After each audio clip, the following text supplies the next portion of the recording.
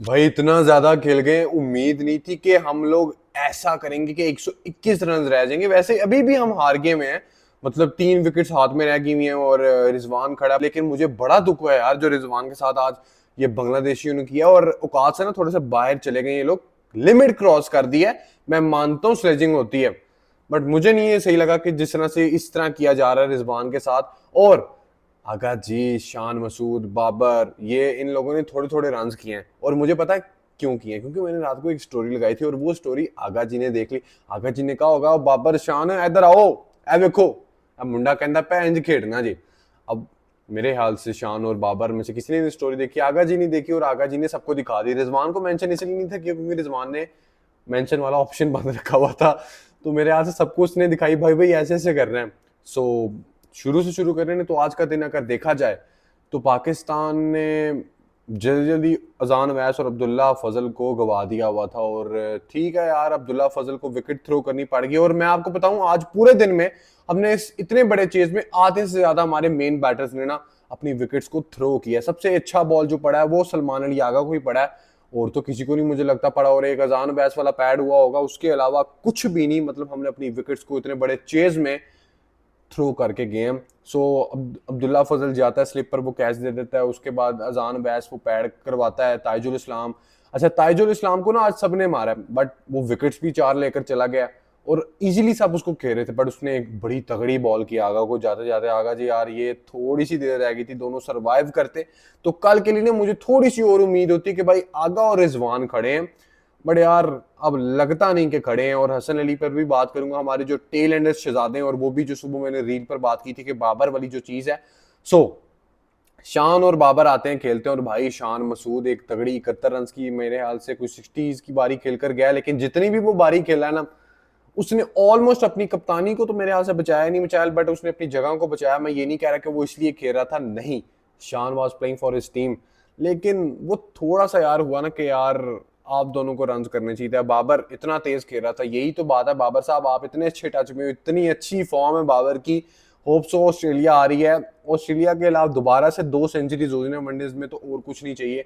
But यार आप कहोगे यार टेस्ट में उसके पास आई थी 2 इनिंग्स आई थी, तो बाबर ने उसमें कुछ नहीं किया। तो यार बाबर ने जो किया ना वो बड़े अच्छे टच में था। उसने जितने रन किए, जितने बाउंड्रीज ली, वो बड़ी शानदार थी। अच्छी बॉल को रोकना, बुरी बॉल को पनिश कर देना, बल्कि अच्छी बॉल को भी मार रहा था।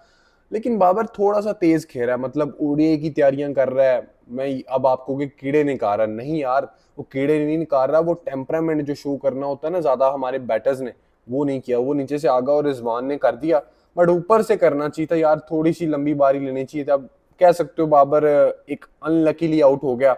पता नहीं यार कैसे इसकी किस्मत चाह रही है कि इतने अच्छे तरीके से खेलता और आकर पता भी नहीं लगता कि भाई आउट हो जाएगा। नहीं पता लगता, जब वो अच्छे इतने अच्छे टच में हो तो भाई लगता है अब ये खेल रहा है लंबा, लेकिन वो आउट होकर चला जाता है। अब शान और छोटा डाउन साहब आते हैं, नहायत ही घटिया तरीके से छोटा डाउन आउट हुआ है। मैं कहता हूं यार, कोच को चाहिए, अगर मैं कोच हूं ना तो मैं ये ना पूछूं सबसे पहले कि भाई तूने कितने रन किए, तेरी वजह से टीम हार गई। मैं सबसे पहले पूछूं कि भाई रिव्यू कौन जाया कर कर आया आज। तो अगर कोई ऐसा कहे कि भाई मैं कहूंगा सारे इधर हो जो, इसको इधर साइड पर खड़ा कर दो। और जब ये साइड पर खड़ा हो जाएगा तो फिर वो जो 3 इडियट्स में नहीं रैगिंग वाला सीन हो जाता कि भाई चटी लाओ, चलो भाई लाओ तंबी, वो वाला सीन। तो फिर ठप्पे शप्पे लगवाएंगे हम सबके सामने कि भाई ये क्या बात हुई, मतलब इनका हाथ रुकता ही नहीं है रिव्यू। पता है इतनी थर्ड क्लास शॉट खेलकर गया रहीद राणा के खिलाफ, और फिर साउथ शकील साहब कह रहे जी मैं रिव्यू ले लूं। वो शुक्र है बाबर ने नहीं था दिया, क्योंकि बड़ा तगड़ा एज हो गया हुआ था। अच्छी बात है बाबर ने नहीं लिया, लेकिन छोटा डाउन साहब लेकर चले गए।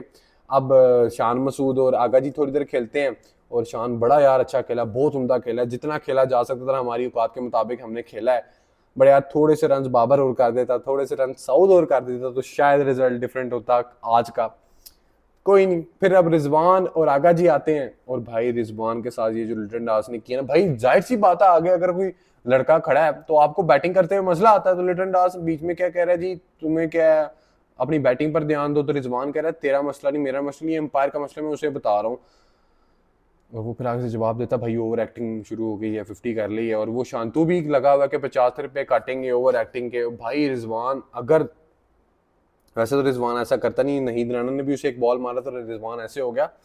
बड़े यार रिजवान अगर कल ये 121 रन चेज करवाता ना टेल के साथ तो बहुत कमाल का होगा। लेकिन टेल तो हसन अली से अच्छी खासी शुरू होनी चाहिए। हसन अली बैटिंग कर सकता है, मतलब वो T20 में बैटिंग कर सकता है। हमारी जो थिंक टैंक हमारा बना हुआ है ना कि हमारे बॉलर्स भी बैटिंग कर लेते हैं, ओ भाई वो T20 में बैटिंग करते हैं, उनके टुले लगते हैं टुले।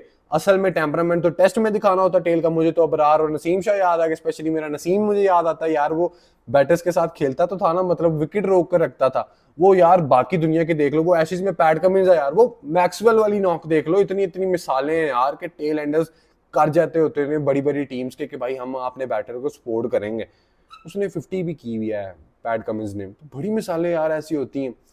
लेकिन हमारे वाले जो टेल एंडर्स है ना, वो छक्के लगाते हैं, वो बैटिंग बोली करते हैं जो टुले वाली हो। वो T20 में काम आती है, टेस्ट में वो बिल्कुल नहीं काम आती। अब हसन अली, अब रिजवान ने सिंगल लेकर दे दी उसे, लेकिन नहीं थी देनी चाहिए। बट रिजवान को तो पता ना कि यार वो कहीं ना कहीं सर्वाइव कर जाए, वो सर्वाइव करना चाहिए भाई। इतना बड़ा टोटल है, पूरे 11 के 11 को पता होना चाहिए हमने कैसे बैटिंग करनी।